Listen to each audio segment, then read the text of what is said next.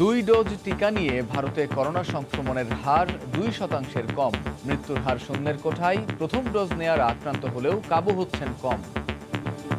30% of the people sooner or later will acquire mild infection.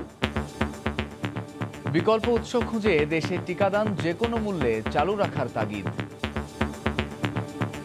দ্বিতীয় ডোজটা যদি ভিন্ন কোম্পানির ভিন্ন প্ল্যাটফর্মে তৈরি দেওয়া হয় তাতে বাড়তি সুরক্ষা পাওয়া যেতে পারে এমন দাবিও আছে। দেখছিলেন প্রধান শিরোনাম। সকালের সময় সঙ্গে আছি আমি কামরুজ্জামান মামুন। এবার অন্যান্য শীর্ষ সংবাদ। আইপিএল বিপিএল এর মতো আসরে জুয়ায় চলছে নিষিদ্ধ বিটকয়েনে লেনদেন। চক্রের 3 সদস্য গ্রেফতার। আন্তর্জাতিক সাইবার অপরাধীদের সঙ্গে রয়েছে যোগাযোগ। 2 বছর বন্ধ থাকার পর ফের সাগরে বেড়েছে জলদস্যুদের তৎপরতা। 1 মাসে শতাধিক ট্রলারে লুটপাট। কোস্টগার্ড ও নৌবাহিনীর সাঁড়াশি অভিযানের তাগিদ। মাঠ থেকে পিস হিসেবে কেনা তরমুজ বাজারে বিক্রি হচ্ছে কেজি দরে। মুনাফা লুটে নিচ্ছেন মধ্যস্বত্বভোগীরা। বঞ্চিত কৃষক, ক্রেতারাও প্রতারিত। এবং ভারতে হাসপাতালে ঠাঁই না পেয়ে বাড়িতে বিনা চিকিৎসায় রোগীদের আর্তনাদ। সংকট মোকাবিলায় পাশে থাকবে যুক্তরাষ্ট্র। বাইডেন মোদির ফোনালাপ।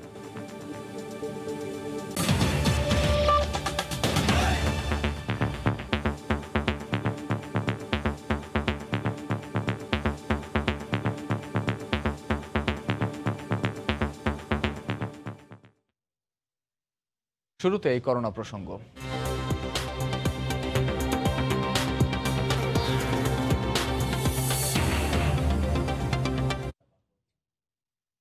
টিকার ডাবল ডোজ নিয়ে করোনা সংক্রমণের হার 2% কম আর মৃত্যু নেই বললেই চলে। আর প্রথম ডোজ নিয়ে আক্রান্ত হলেও কেউই খুব বেশি কাবু হচ্ছে না। ভারতের চলমান সংক্রমণ পরিস্থিতি পর্যালোচনা করে এমনটাই জানিয়েছেন ইন্ডিয়ান মেডিকেল অ্যাসোসিয়েশনের সাবেক প্রধান। এই অভিজ্ঞতা কাজে লাগিয়ে বিকল্প সোর্সের মাধ্যমে দেশের টিকাদান কর্মসূচি বেগবান করার পরামর্শ দিয়েছেন বিশেষজ্ঞরা। করোনায় নাস্তানাবুদ গোটা ভারত। সংক্রমণের ঊর্ধ্বগতির সঙ্গে অক্সিজেন সংকটে বেসামাল দেশটির স্বাস্থ্য খাত। সবশেষ 24 ঘন্টায় শনাক্ত ছাড়িয়েছে 3.5 লাখ। মোট আক্রান্ত প্রায় 1.25 কোটি আর মৃতের সংখ্যা 2 লাখ ছুঁই। এই অবস্থাতেও ভ্যাকসিনেশন বন্ধ করেনি তারা।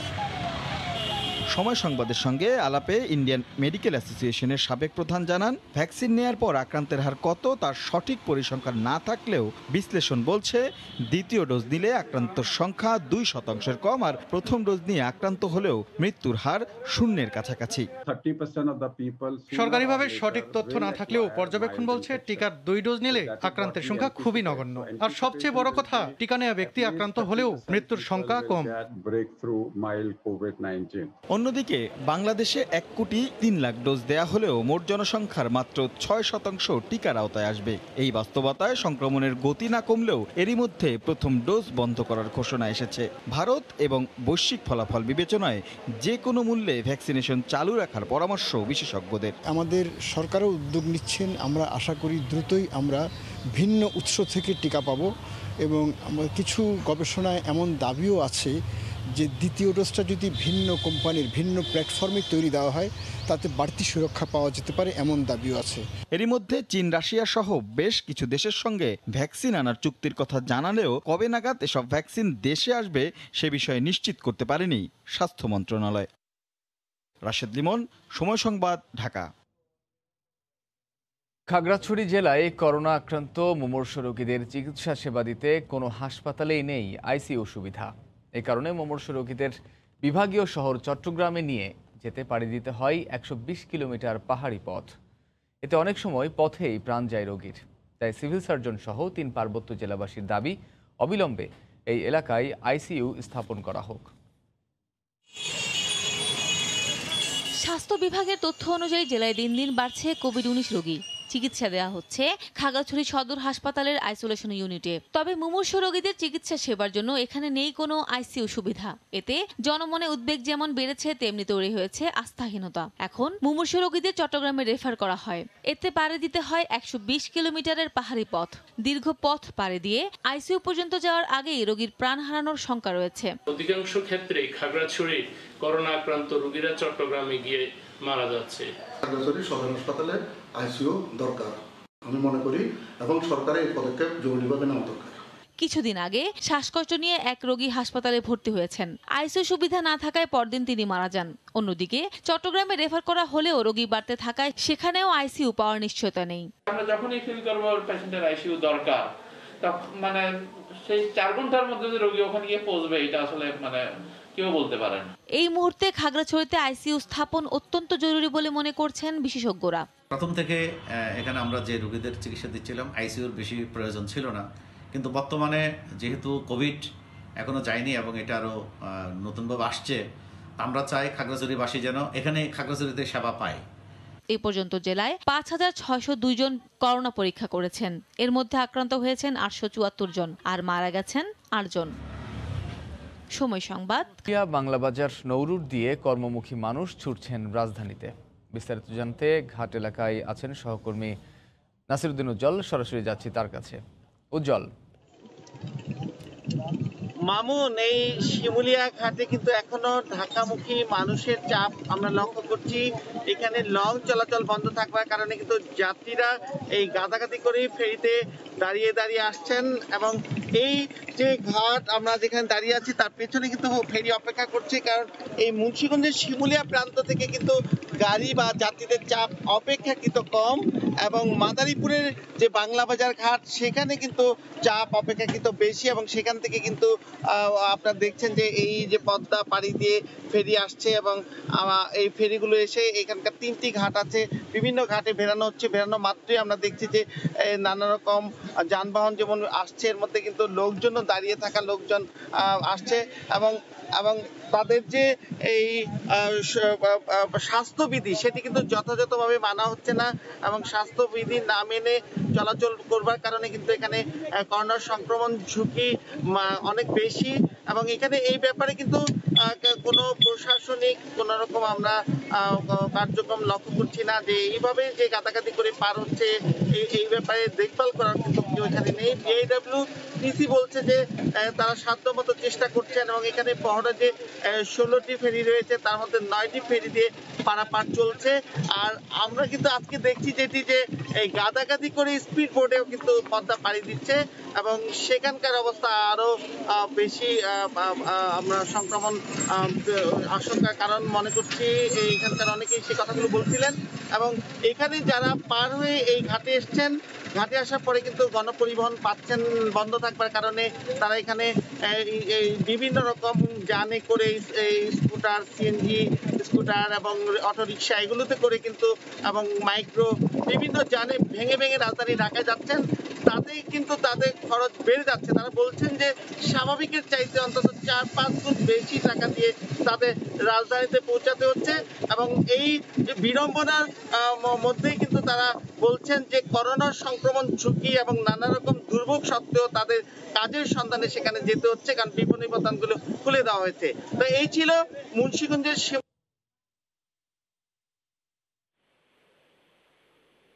বিপিএলের মতো আন্তর্জাতিক আসরগুলোতে জুয়া খেলায় ব্যবহার হচ্ছে বিটকয়েন, এথেরিয়াম সহ বিভিন্ন ধরনের ক্রিপ্টোকারেন্সি।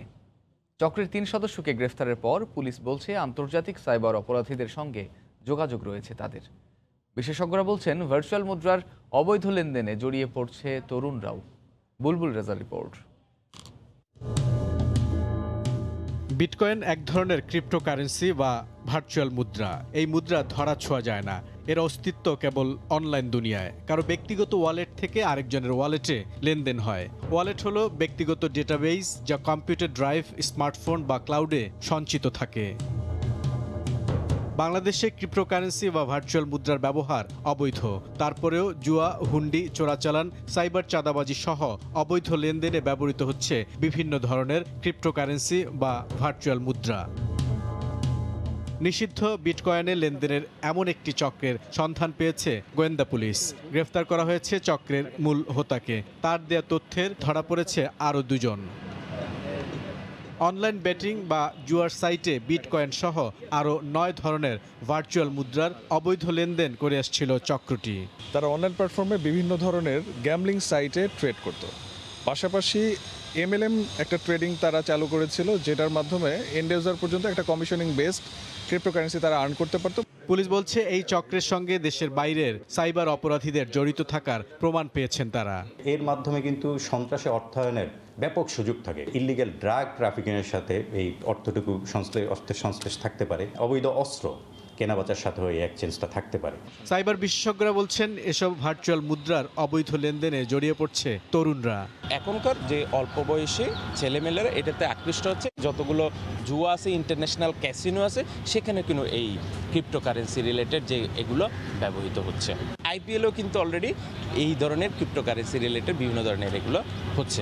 2017 সালে বাংলাদেশ ব্যাংক এ ধরনের লেনদেনের মাধ্যমে আর্থিক এবং আইনগত ঝুঁকি আছে বলে সতর্কতা জারি করেছিল। বুলবুল রেজা, সময় সংবাদ, ঢাকা। দীর্ঘ 2 বছর বন্ধ থাকার পর ফের সাগরে তৎপরতা বেড়েছে জলদস্যুদের। গেল 1 মাসে কক্সবাজারে উপকূলে শতাধিক ট্রলারে লুটপাট চালিয়েছে দস্যুরা। একই সঙ্গে মারধর করেছে জেলেদের। ট্রলার মালিক ও মৎস্য ব্যবসায়ীরা বলছেন আইন শৃঙ্খলা বাহিনী সহ সবার দ্বারস্থ হলেও কোনো সুরাহা মিলছে না। আরও জানাচ্ছেন সুজাউদ্দিন রুবেল। গেল 2018 ও 2019 সালে আত্মসমর্পণ করে কক্সবাজার উপকূলের 139 জন জলদস্যু স্বরাষ্ট্রমন্ত্রীর হাতে তাদের অস্ত্র তুলে দিয়ে স্বাভাবিক জীবনে ফেরার আশায় একযুগে এই আত্মসমর্পণ। এরপর গেল 2 বছর কমে গিয়েছিল সাগরে দস্যুতার ঘটনা, কিন্তু ফের সাগরে নতুন করে শুরু হয়েছে দস্যুতা। প্রতিদিন কোনো না কোনো ট্রলারে লুটপাট ও নিরীহ জেলেদের মারধর করছে দস্যুরা। জেলেরা বলছেন একে তো সাগরে মাছ নেই, তার উপর নতুন দস্যুদের দৌড়াতে চরম আতঙ্কে তারা। 10-20 লক্ষ টাকার মাছ ধরতে পারেনি, শুধু ডাকাতের বয়ে চলে যাচ্ছে। ওখান থেকে যেখানে মাছ আছে ওখানে ডাকাত আছে। জলদস্যুর লেগে কি ঠিক মতো খেয়েও পাইতারি না, মাছ ধরতে পারি না। আমার পর্যন্ত দূরাইছে মানে গত 7 দিন আগে রাত্রে, অন্তত 1 ঘন্টা আমার দূরাইছে। সাগর যে অবস্থা চলছে, আমাদের তো কোনো নিরাপত্তা নাই। জেলেদের ছদ্মবেশে সোনাদিয়া, কুতুবদিয়া ও মাতারবাড়ি দস্যুরা নতুন করে সাগরের দস্যুতা শুরু করেছে বলে জানালেন ট্রলার মালিকরা। সাগরের জলদস্যুরা যে তাণ্ডব চালাইতেছে, আমাদের মাঝে মাল্লাদের আহত করতেছে, কলেস্টোরের ভিতরে ঢুকায় রাখতেছে। গত 1 মাসের মধ্যে প্রায় 100 মতো ট্রলার ডাকাতি হয়েছে। আর মৎস্য ব্যবসায়ী সমিতির নেতার দাবি, সাগরকে জলদস্যু মুক্ত করতে কোস্টগার্ড ও নৌবাহিনীর সাঁড়াশি অভিযান প্রয়োজন। লকডাউন, দেশের যে অর্থনৈতিক অবস্থা, সর্বোপরি আবার ডাকাতি তাণ্ডব শুরু হয়েছে। সরকারকে অনুরোধ করব যাতে কোস্টগার্ড, নৌবাহিনীর মাধ্যমে সাগর থেকে ডাকাত মুক্ত করার জন্য। কক্সবাজারের 8টি উপজেলায় ছোট বড় মাছ ধরার ট্রলার রয়েছে 6000-এর বেশি। সাগরে মাছ শিকার করেন লক্ষাধিক জেলে। সুজাউদ্দিন রুবেল, সময় সংবাদ, কক্সবাজার। জাটকা সংরক্ষণের নিষেধাজ্ঞা শেষ হচ্ছে আগামী 30 এপ্রিল মধ্যরাতে। মার্চ এপ্রিল 2 মাস অভয় আশ্রমে সব ধরনের মাছ ধরা নিষিদ্ধ রয়েছে। মাছ ধরার জাল নিয়ে জলের সঙ্গে মিতালি করতে প্রস্তুতি নিচ্ছেন জেলেরা। নদীতে না নামতে পারায় কষ্ট হলেও কাঙ্ক্ষিত ইলিশ পাওয়ার প্রত্যাশা জেলেদের। আর প্রত্যাশা পূরণের আশা মৎস্যবিজ্ঞানীর। চাঁদপুর থেকে নাইমুল ইসলাম নীরবের ছবিতে ফারুক আহমদের রিপোর্ট। সরকারি নিষেধাজ্ঞার জন্য মার্চ এপ্রিল 2 মাস নদীতে জাল পড়বে না। এতে আয়ের পথ বন্ধ হওয়ায় কষ্টে জীবন কাটছে চাঁদপুর সদরের উত্তর গোবিন্দিয়া গ্রামের জেলে মিজানুর রহমানের। শুধু তিনি নন, জেলার উত্তরে ষাটনল থেকে দক্ষিণের চর ভৈরবী পর্যন্ত পদ্মা ও মেঘনা পাড়ের হাজার হাজার জেলে আর্থিক সংকটে দিন পার করছেন। ঋণের কিস্তি সহ অন্যান্য দায়দানা তো রয়েছেই। তবে জেলেদের কষ্টের দিন শেষ হচ্ছে 30 এপ্রিল মধ্যরাতে। মাছ ধরা শুরু হবে, তাই জাল বুনে আর মাছ ধরার নৌকা নিয়ে প্রস্তুত হচ্ছেন তারা। আমরা আশা করি যে মাছ বড় হবে, মাছ বেশি হবে নদীতে। এই জন্য আশা রাখা আমরা মনে করি জালের কাজ করে এখন আমরা নামবো। কিস্তি মিস্তি এলে আমরা খুবই একটা ইয়ার ভিতরে জড়সড়ের ভিতরে পড়ে রয়েছি। তবে ইনশাল্লাহ 1 তারিখে আশা করি আমরা বড় মাছ ধরুম। মৎস্য কর্মকর্তার দাবি, জাটকা সংরক্ষণে 2 মাসের অভিযান সফল হয়েছে। সংশ্লিষ্ট সবার সহযোগিতা নিয়ে এই আইন বাস্তবায়নের ফলে আমাদের দেশের ইলিশ উৎপাদনের যে ধারাবাহিকতা, এটি অব্যাহত থাকবে। সরকারের অভয় আশ্রম কর্মসূচি বাস্তবায়নের ফলে ইলিশ উৎপাদন লক্ষ্যমাত্রা ছাড়িয়ে যাবে বলে আশা দেশের এই শীর্ষ মৎস্যবিজ্ঞানীর। এটি অব্যাহত থাকলে এখানে 5.5 লক্ষ মেট্রিক টনের যে উৎপাদন পূর্বে রয়েছে, আশা করা যায় 6 থেকে 6 লাখ মেট্রিক টন ইলিশের উৎপাদন পৌঁছে যাবে। সরকারি তালিকা অনুযায়ী পদ্মা ও মেঘনা নদীতে মাছ ধরে জীবিকা নির্বাহ করেন জেলার প্রায় 52,000 জেলে। সময় সংবাদ, চাঁদপুর। সকালের সময় আরো থাকছে। বিশ্বের বিভিন্ন দেশ থেকে দেখা গেছে 2021 সালের প্রথম সুপারমুন। এবছর আরও 3বার পৃথিবীর সবচেয়ে কাছে চলে আসবে চাঁদ, জানালো। ভোলার ডায়রিয়া আক্রান্তের সংখ্যা কিছুটা কমতে শুরু করেছে, তবে আক্রান্তের সংখ্যা কিছুটা কমলেও হাসপাতালগুলোতে এখনও শয্যা সংকট রয়েছে। ডায়রিয়ার সর্বশেষ পরিস্থিতি জানাতে ভোলা সদর হাসপাতাল থেকে সরাসরি যুক্ত হচ্ছেন রিপোর্টার নাসিরউদ্দিন লিটন। মামুন, গত কয়েকদিনের তুলনায় ভোলায় ডায়রিয়ার প্রকোপ কিছুটা কমতে শুরু করেছে, তবে সেটা আশ্বস্ত হওয়ার মতো কিছু নয়। গত 24 ঘন্টায় ভোলা জেলায় সদর হাসপাতাল এবং 6টি উপজেলা স্বাস্থ্য কমপ্লেক্সে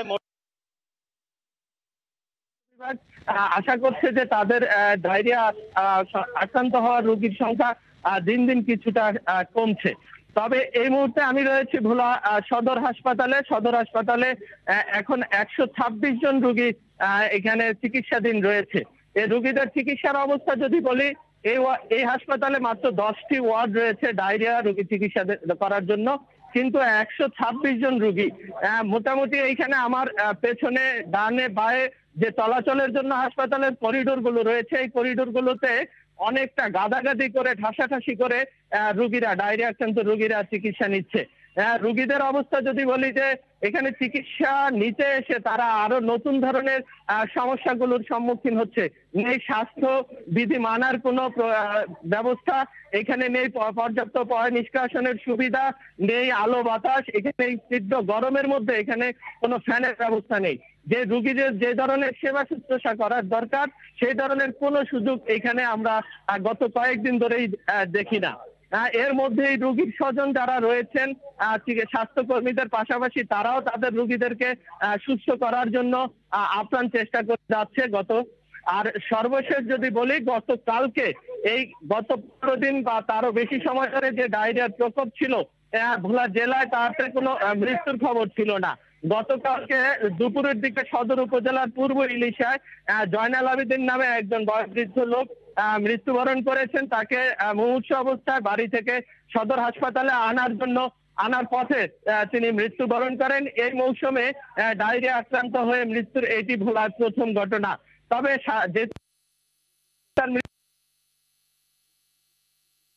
তথ্য নেই। আর এখানে চিকিৎসা দিতে গিয়ে সবচেয়ে বেশি সমস্যার সম্মুখীন হচ্ছে এখানকার নার্স এবং স্বাস্থ্যকর্মীরা। তারা আসলে জনবল রয়েছে 10 শয্যার, আর তার চেয়ে কয়েক গুণ বেশি রোগী প্রতিনিয়ত তারা সেবা দিতে হচ্ছে। বিশেষ করে রাত্রের শিফটে যারা এখানে কাজ করছে তারা সেবা দিতে গিয়ে বেশি হিমশিম খাচ্ছে। তবে সিভিল সার্জন জানিয়েছেন যে তারা 76টি মেডিকেল টিম গঠন করে এখানকার এই স্বাস্থ্যকর্মীদের মাধ্যমে গ্রাম লেভেলে স্বাস্থ্য শিক্ষার মাধ্যমে এই ডায়রিয়া রোগের যেন আক্রান্ত কমে আসে সেই চেষ্টা তারা চালিয়ে যাচ্ছেন। তো এ ছিল মামুন আমার কাছে ভোলা সদর হাসপাতাল থেকে। গরম আবহাওয়া ও রোজায় বেশি চাহিদা থাকায় তরমুজের বাজারে চলছে রীতিমতো তুঘলকি কাণ্ড। চাষিরা জানান মাঠ থেকে পাইকারিতে পিস হিসেবে বিক্রি করেন তারা, কিন্তু বাজারে নিয়ে কেজি হিসেবে বিক্রির নতুন ধারা চালু করেছে অসাধু ব্যবসায়ীরা। মধ্যস্বত্বভোগীরা মুনাফা লুটে নিলেও বঞ্চিত হন কৃষকরা, ক্রেতারাও প্রতারিত হচ্ছেন বলে মন্তব্য বাজার বিশ্লেষকদের। জেলা প্রতিনিধিদের পাঠানো তথ্য ছবিতে রিপোর্ট। মৌসুমি ফল হিসেবে তরমুজের বেশ ভালো চাহিদা সবসময়ই। গরম আবহাওয়া ও রোজার মাসে ক্রেতাদের পছন্দের তালিকায় শীর্ষে থাকে এটি। এবার বাজারে গিয়ে অনেকের মাথায় হাত, অনেকে আবার কেনার আশা ছেড়ে হতাশ হয়েই ফেরেন। তারা জানান অন্যান্য বছর আকার ভেদে প্রতিটির দাম ধরা হলেও এবার তরমুজ বিক্রি হচ্ছে কেজি দরে। রোজার আগে সহনীয় থাকলেও দিনে দিনে নাগালের বাইরে চলে যাচ্ছে দাম। আমার লাইফে আমি কোনো সময় দেখি নাই যে কেজি হিসেবে তরমুজ বিক্রি করে। তরমুজ তারা ঠিকই বেচবে না, তারা কেজি মূল্যে বেচার একটা প্রবণতা এই সমাজে চালু হয়েছে। আমার মনে হয় একটা সিন্ডিকেট এই সিস্টেমে চালু করছে। তরমুজ 40 টাকা কেজি বেশি, 50 টাকাও কেজি বেশি, আর বেল তরমুজ আছে 80 টাকা কেজি। যেহেতু রমজান মাস, রসালো ফল, এই জন্য অত্যাধিক চড়া দাম। সর্বোচ্চ বিক্রি করে কেজি, কারণ আমরা মাঝখান থেকে হ্যাসকা কিভাবে বিক্রি করব। চাষিরা জানান ফল জমিতে থাকা অবস্থায় পাইকারি ক্রেতারা কিনে নেন, ন্যায্য মূল্য না পাওয়ারও অভিযোগ তাদের। 27,000 তরমুজ হয়েছে, এই তরমুজ তারা শত হিসেবে কিনে এনেছে বাজারে এখন দেখা যায় 35 টাকা কেজি, 2-3 বার দেখা যায় 50 টাকা কেজি বিক্রি হয় তরমুজ। গায়ে খাইটিয়া তা আমরা কি মূল্যটা পাইতে আছি। বাজার বিশ্লেষকরা বলছেন প্রত্যন্ত গ্রাম থেকে শুরু করে রাজধানীর বাজার সর্বত্র চলছে এই কারসাজি। একটি মধ্যস্বত্বভোগী তারা কিন্তু এখান থেকে মূল বেনিফিটটা নিয়ে যাচ্ছে। তো এই জায়গাটার কিন্তু আমার মনে হয় বাজার তদারকি করা দরকার। এর আগে কৃত্রিম রং ও ক্ষতিকর রাসায়নিক দিয়ে তরমুজ পাকানোর ও সংরক্ষণের অভিযোগ উঠেছিল বিভিন্ন জায়গায়। বাজার তদারকি করলে দাম নিয়ন্ত্রণের সঙ্গে নিরাপদ খাদ্য সরবরাহ সম্ভব হবে বলে মনে করেন বিশ্লেষকরা। মিজানুর রহমান খবির, সময় সংবাদ। ঝিনাইদহে পুরোদমে শুরু হয়েছে বোরো ধান কাটা। দাম ভালো পেয়ে খুশি কৃষক। সেখানকার খবর জানাতে সদর উপজেলার বাড়িবাথান গ্রামের মাঠে আছেন সহকর্মী লোটাস রহমান সোহাগ। সরাসরি চলে যাচ্ছি তার কাছে। সোহাগ। মামুন, ধন্যবাদ আপনাকে। আপনি জানেন যে সারা দেশের ন্যায় ঝিনাইদহেও কিন্তু বোরো ধান ঘরে তোলার একটা উৎসব চলছে। আজ যেহেতু এখন এই মৌসুমের মাঝামাঝি সময়, এখানে এখন পর্যন্ত ঝিনাইদহে 50 ভাগ জমির ধান কর্তন হয়েছে বলে কৃষি বিভাগ জানিয়েছেন।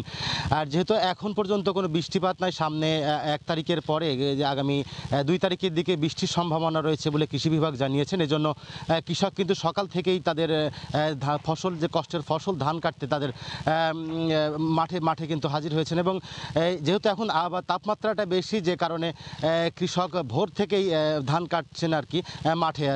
তো কৃষক, আমি আপনাদেরকে জানিয়ে রাখি যে কৃষকদের সাথে কথা বলেছি। এই অঞ্চলে যে ধানের যে আবাদের কথাটা বলা হচ্ছে, এই ধান 63 জাতের ধান এবং সুবর্ণলতা সহ নানা জাতের এখানে ধানের আবাদ করেছেন কৃষকেরা। এখন যে জমিতে ধান কাটছেন কৃষকেরা, এটা 63 জাতের ধান। এই ধান এখানে কৃষকদের সাথে কথা বলেছে। অন্য জমিতে এখানে 40 বিঘা প্রতি 40 মন হারে কিন্তু তারা ফলন পেয়েছে বলে কৃষকরা আমাদেরকে জানিয়েছেন। যেহেতু এবছর বৃষ্টিপাত না হওয়ার কারণে তাদের একটু খরচ বেশি হয়েছে, তবুও কিন্তু তারা ভালো ফলন পেয়েছে বলে কৃষকরা আমাদেরকে জানিয়েছেন। আর যেহেতু এখন বাজারে ধানের দাম ভালো বলে কৃষকরা জানিয়েছেন, সেক্ষেত্রে তারা এবারও লোকসানের সম্মুখীন হবেন, এবারও তারা কিছুটা লাভের মুখ দেখবেন। তো এই ধানের দাম যেন অব্যাহত থাকে, এটা যেন সরকার যেন এটা নিয়ন্ত্রণ রাখে, সে ব্যাপারে কৃষক কিন্তু দাবি জানিয়েছেন। তো মামুন, এই ছিল ঝিনাইদহ সদরের বাড়িবাথান থেকে কৃষকের ধান কর্তনের সর্বশেষ। ঝিনাইদহ থেকে যোগ দিয়েছিলেন সেনা আর্তনাদ। মৃত্যু উপত্যকা ভারতে হাসপাতালে মিলছে না চিকিৎসা। বাসাবাড়ি ও গাড়িতে স্বেচ্ছাসেবীদের মাধ্যমে চিকিৎসা নিতে গিয়েও রাজ্যে রাজ্যে হাহাকার চরমে, মিলছে না একটু অক্সিজেনও।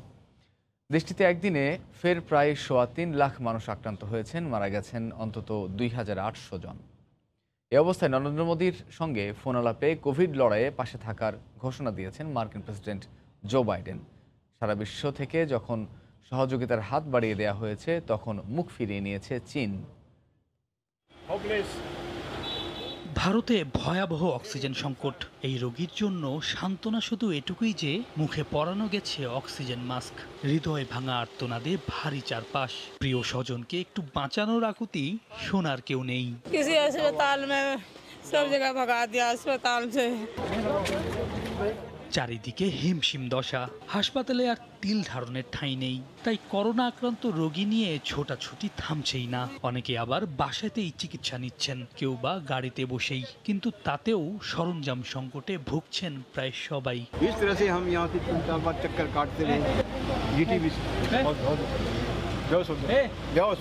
অবস্থা শুধু দিল্লির খারাপ নয়, মহারাষ্ট্র, উত্তরপ্রদেশ, কর্ণাটক, বিহার সহ আরো বেশ কয়েকটি রাজ্যের পরিস্থিতি দিন দিন ভয়াবহ হচ্ছে।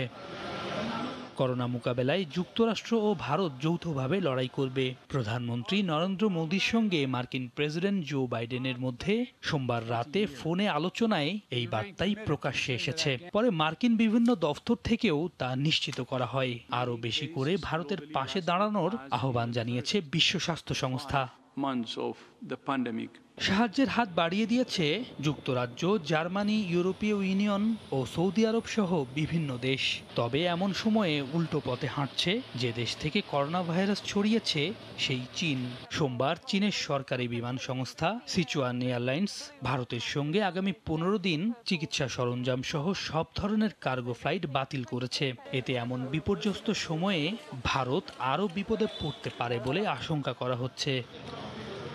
আর ভারতীয় ভেরিয়েন্ট থেকে বাঁচতে দেশ ছাড়ছেন ভারতের ধনী ব্যক্তিরা। বিশেষ ফ্লাইট ও ব্যক্তিগত বিমানে অন্য দেশে চলে যাচ্ছেন তারা। সৈয়দ ইফতেখার, সময় সংবাদ। বাংলাদেশে আরও 7 দিন লকডাউনের সময়সীমা বাড়ায় দেশে ফিরতে চাওয়া প্রবাসীদের কোয়ারেন্টিন নিয়ে ধোঁয়াশা কাটছে না। 28 এপ্রিলের পর প্রাতিষ্ঠানিক কোয়ারেন্টিন কতদিন করতে হবে তা নিয়ে সুস্পষ্ট নির্দেশনা চান প্রবাসীরা। অনেকের আবার দাবি বাসায় কোয়ারেন্টিনের সুযোগের। সৌদি আরবের রিয়াদ থেকে আরিফুর রহমানের রিপোর্ট। 2 দফা যে লকডাউন নির্ধারিত ছিল 28 এপ্রিল, তারপরও আরো 7 দিনের জন্য যে নতুন করে লকডাউনের যে সিদ্ধান্ত নিয়েছে সরকার, এই ক্ষেত্রে প্রবাসী যারা আছেন তারা কিন্তু এক ধরনের বেকায়দায় পড়েছেন। অনেকেই টিকিট যাওয়ার কথা ছিল 28 তারিখের পূর্বে, তারা কিন্তু অনেকেই কিন্তু ইতিমধ্যে টিকিট চেঞ্জ করেছেন 29 তারিখ থেকে শুরু করে পরবর্তী দিনগুলোতে। তাদের ধারণা ছিল যে হয়তো বা 28 তারিখের পরে যে লকডাউন সেটি হয়তো আর থাকবে না এবং উঠিয়ে দেওয়া হবে। ঈদ উপলক্ষে যারা দেশে যাবেন তারা কিন্তু এখন এক ধরনের বিড়ম্বনার শিকার হচ্ছেন। তারা আসলে জানেন না যে তাদের কাছে তেমন কোনো সঠিক নির্দেশনা নেই। তারা ইতিমধ্যে জেনেছেন যে হয়তো 28 তারিখ পর্যন্ত গেলে দেশে যে বাধ্যতামূলক কোয়ারেন্টাইন সেটি থাকতে হবে। তাদের ভিতরে এখন এক ধরনের হতাশা দেখা গেছে। মানুষ আসতেছে, জিজ্ঞেস করতেছে যে কোয়ারেন্টাইন থাকা লাগবে কিনা। আমাদের কাছে কোনো তথ্য নাই, বিমান অফিস থেকে কোনো তথ্য দেয় না বা কোনো সরকারিভাবে কোনো বিজ্ঞপ্তি নাই যে যারা এখন নতুন দেশে যাবে তারা কি কোয়ারেন্টাইন থাকতে হবে না কোয়ারেন্টাইন ছাড়াই তারা বাড়িতে যাইতে পারবে। এই বিষয়ে আমাদের সুস্পষ্ট হওয়া দরকার, জানা দরকার। এজন্য আমি এম্বাসি সহ সবাই সহযোগিতা কামনা করছি। সবাই কোয়ারেন্টাইন নিয়ে খুব উৎকণ্ঠায় আছি এবং আমরা জানি না যে আসলে কতদিন কোয়ারেন্টাইন থাকতে হবে। ইতিমধ্যে আমরা যখনই কোনো ট্রাভেলসের সাথে যোগাযোগ করি যে আমাদেরকে সৌদি এয়ারলাইন্স বা বিমানের কোনো টিকিটের জন্য, তখন তারা বলতেছে যে আমাদের কাছে সুনির্দিষ্ট কোনো ধরনের তথ্য নাই। ইতিমধ্যে আমরা জানতে পেরেছি আবার 5 তারিখ পর্যন্ত লকডাউন বাড়িয়েছে। এই 5 তারিখের ভিতরে যদি আমরা কোনো লোক দেশে যাই তাহলে আমরা কি কোয়ারেন্টাইন থাকতে হবে কিনা বা কোয়ারেন্টাইন ছাড়া আমাদেরকে এয়ারপোর্ট থেকে যেতে দিবে কিনা, এই বিষয়টা আমরা আসলে আদৌ ক্লিয়ার না। আর এর পাশাপাশি অনেক প্রবাসী আসলে যে রিয়াদের যে বিমানবন্দর সেখানে গিয়েও কিন্তু এক ধরনের বিড়ম্বনার শিকার হচ্ছেন তারা। এই সব প্রবাসীদের একটি দাবি যাতে অন্তত তাদের দিকটি বিবেচনা করে যে কোয়ারেন্টাইন নিয়ে অন্তত সুস্পষ্ট একটি নির্দেশনা জারি করা হোক যারা দেশে যাবেন তাদের জন্য। রিয়াদ থেকে আরিফুর রহমান, সময় সংবাদ। বিশ্বব্যাপী করোনার ঊর্ধ্বগতির মধ্যেই এবার সফলভাবে শেষ হয়েছে অস্কার আয়োজন। 1929 সাল থেকে এ আয়োজন হয়ে আসছে। প্রায় 100 বছরের ইতিহাসে কোভিডের কারণে এবার কিভাবে সামাজিক দূরত্ব মেনে পুরো আয়োজন সফল করা যায়, এটাই ছিল মূল চ্যালেঞ্জ। যাতে পাস মার্কস পেয়ে উতরে গেছে আয়োজক কর্তৃপক্ষ, সঙ্গে ক্যালিফোর্নিয়া অঙ্গরাজ্য প্রশাসনও। সারা বিশ্ব থেকে সাংবাদিকরাও জড়ো হন এখানে। অস্কারের সাইডলাইনের সেই আদ্যপান্ত শুনব পুরো আয়োজন কভার করা সহকর্মী লস্কর আল মামুনের কাছে। চারিদিকে সাজ রব। কে বলবে করোনার প্রকোপে দীর্ঘদিন জর্জরিত যুক্তরাষ্ট্র মহামারীর দুঃখ ভুলে এবারের অস্কার আয়োজন সফল করাই ছিল মূল চ্যালেঞ্জ, যাতে শতভাগের কাছাকাছি নম্বর পেয়েছে আয়োজক কর্তৃপক্ষ। যুক্তরাষ্ট্রের স্থানীয় ও বিদেশি সাংবাদিকরা সে কথাই বলছেন। 1929 সাল থেকে অস্কারে বিভিন্ন ক্যাটাগরিতে পুরস্কার দিয়ে আসছে চলচ্চিত্র বিষয়ক বিজ্ঞান ও শিল্পকলার উন্নয়নের জন্য প্রতিষ্ঠিত মার্কিন প্রতিষ্ঠান academy of motion picture arts and sciences. এই পুরস্কারের আসর উপলক্ষে লস অ্যাঞ্জেলেসে অবস্থিত বিখ্যাত ডলবি থিয়েটারে প্রতি বছর থাকে জমকালো আয়োজন। এবার করোনার কারণে 2 মাস পিছিয়েছে আয়োজন, কিন্তু উৎসাহের কোনো কমতি ছিল না। We got the Oscars going on Sunday. Thank you, Shopway Television, for being here to cover the Oscars. Thank you, Bangladesh people. Thank you so much. অস্কারের মূল আয়োজন ছাড়াও সময়ের পর্দা থেকে বাদ যায়নি নামিদামি সব সাংবাদিকদের কর্মচাঞ্চল্য। এবারের একাডেমি অ্যাওয়ার্ডসের ভ্যানও ছিল 2টি। ডলবি থিয়েটার তো ছিলই, সঙ্গে যুক্ত হয় লস অ্যাঞ্জেলেসের ইউনিয়ন স্টেশন। অস্কার আয়োজনের হলরুমে যারা বসেছিলেন তাদের 3 বার করোনা পরীক্ষার ফল দেখাতে হয়েছে। ঢুকতে হয়েছে তাপমাত্রা পরীক্ষার মাধ্যমে। মাস্ক ছিল বাধ্যতামূলক। পুরো বিষয়টি নজরদারির জন্য ছিল বিশেষ সুরক্ষা দল। বাইরে 1000 খানেকের বেশি ছিল উৎসুক জনতা, তবে তাদেরও সুন্দরভাবে নিয়ন্ত্রণ করা হয়েছে। আর এতেই হয়েছে পরিপাটি আয়োজন। আয়োজক কর্তৃপক্ষ, মনোনীত সদস্য ও তাদের নিকট আত্মীয় ছাড়া মাত্র 170 জন ভাগ্যবান দর্শক সরাসরি উপভোগ করেছেন 93তম অস্কারের আসর। বছর ঘুরে আবার দেখা হবে 2022 সালে। তবে 2021 সালের অস্কার একটি স্মরণীয় হয়ে থাকবে আমাদের। বিশ্ব সকল মিডিয়ার সাথে তাল মিলিয়ে সময় ছিল দর্শকদের সঙ্গে অস্কারে। লস্কর আল মামুন, সময় সংবাদ, হলিউড। দেখছেন সকালের সময়। 2021 সালের প্রথম সুপারমুন দেখা গেছে সোমবার। বিশ্বের বিভিন্ন দেশ থেকে যা দেখা যায়। নাসার বিবৃতিতে জানানো হয়, কক্ষপথে প্রদক্ষিণ করতে করতে পৃথিবীর সবচেয়ে কাছে চলে আসে চাঁদ। চন্দ্রপ্রেমীদের জন্য যা দারুণ খবর। এতে করে সাদা চোখে চাঁদকে অনেক বড় মনে হয়। ওই সময় পৃথিবীর দ্রাঘিমাংশ অনুযায়ী চাঁদ আর সূর্য ছিল একে অন্যের ঠিক বিপরীতে। এবার টানা 3 দিন ধরে রাতের আকাশে বেশ বড় চাঁদ দেখতে পাওয়া যায়। এমন বড় আকারের চাঁদের নাম সুপারমুন দেয়া হয় 1979 সালে। আবার কেউ কেউ একে বলেন ব্লু মুন। নাসার জ্যোতির্বিজ্ঞানীদের একাংশ জানাচ্ছেন, এবছরে 4টি সুপারমুন হবে, যা হবে মার্চ থেকে জুনের মধ্যে। কেউ কেউ আবার বলেছেন 3টি সুপারমুন হবে এপ্রিল ও মে মাসে। নানা রঙের চেরি ফুলের মধ্যে গোলাপি চেরির সৌন্দর্য যেন একটু বেশি, তাই এর কদরও রয়েছে বেশ। বসন্তের এই সময়টাই চেরি ফুলের অপার সৌন্দর্যে আয়ারল্যান্ড যেন সেজেছে নবরূপে। করোনার ক্লান্ত পথে এ যেন একটুখানি স্বস্তির পরশ। আয়ারল্যান্ড থেকে চেরি ফুলের মোহনীয় সৌন্দর্য নিয়ে সহকর্মী সৈয়দ জুয়েলের প্রতিবেদন।